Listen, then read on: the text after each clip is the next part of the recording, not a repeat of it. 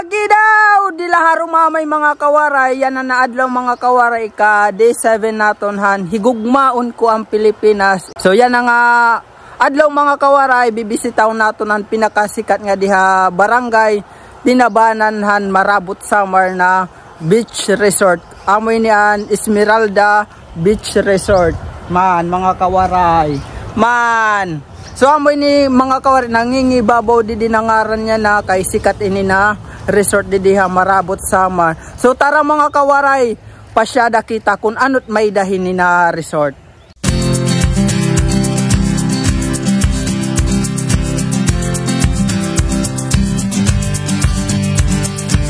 So di mga kawaray, magkadire-dilain nila ng mga kwarto di diha Esmeralda mga kawaray. Adi hiya good for 3 to 6. Good for 3 to hiya.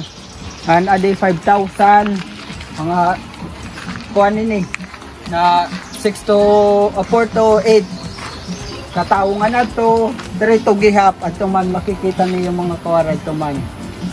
So pasyadalot kita iba nira na kung ano may danga di Esmeralda.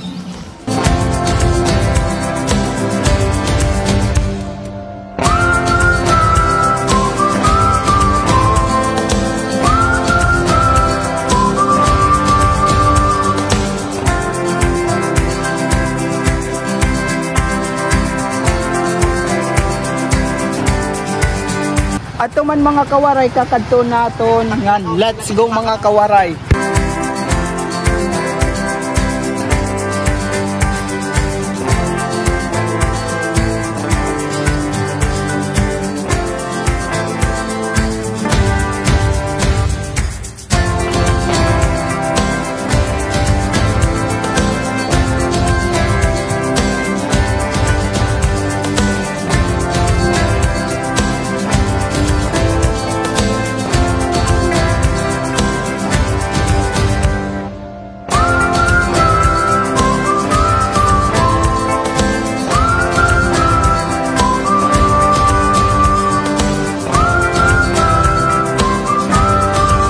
O adi na kita mga kawaray hitok-tok hiton bundok mga kawaray kundiin makikita mo mga kawaray di Igboan kabugusan na viewhan Esmeralda mga kawaray. Han nga dia di na part mga kawaray may didihira extension hiya pero grabe to sa mga kawaray kay cave ngayon hiya naging extension nera man.